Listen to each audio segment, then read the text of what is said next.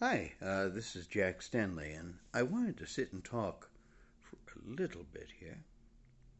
I wanted to talk about belief, about understanding, about government and movements and peoples. A lot of times in conversation with people, I often hear them say, well, Congress, the Senate, they're influenced by governments, they're influenced by lobbyists, they're influenced by lots of people and organizations, but sometimes not for the common man.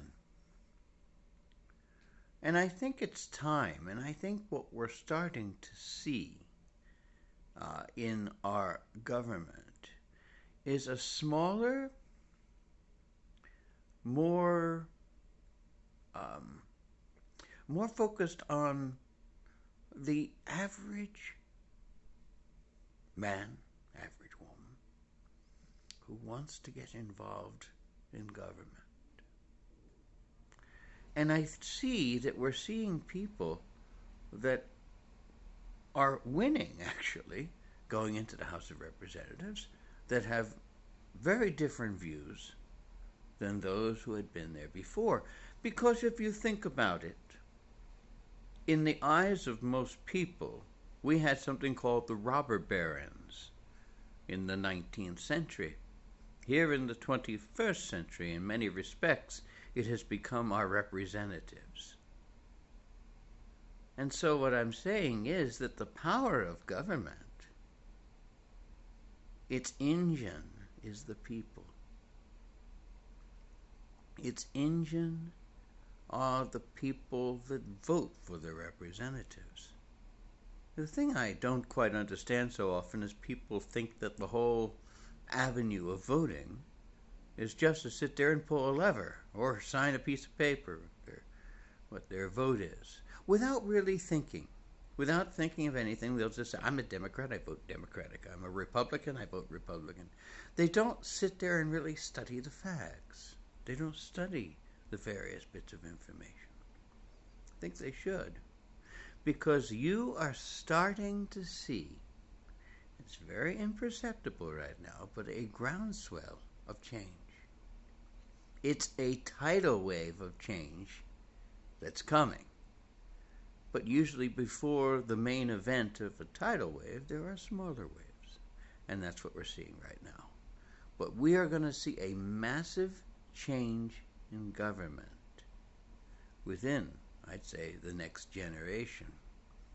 Now, what that portends, what that leads to, I'm not totally sure.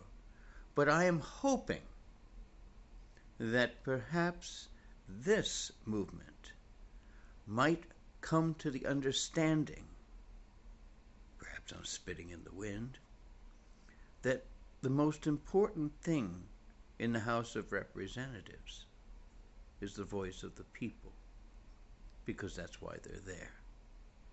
And it's about time that the people start to understand that fact, start to understand their history a little bit, start to understand how governments work, and understand how to work the system.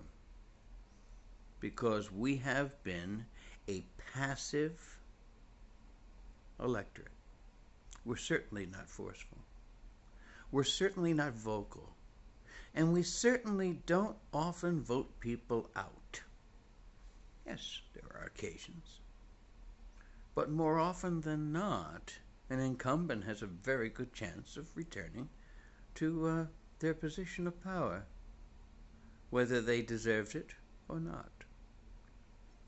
I'm a strong proponent, and I know a lot of people disagree with me on this, of term limits. When this country was founded, it was founded with the idea that individuals in the country would sacrifice some of their time to represent the people in the country. Benjamin Franklin said there should be no payment at all. what we have turned this into is more of a country club where you have a lot of wealthy individuals. You have a lot of individuals who have a tremendous amount of money to spend due to their political party, let's say, and fundraising, etc. And they saturate the airwaves saying, vote for me because I've done so much. Well, a lot of times you sit there and say, well, what exactly have you done?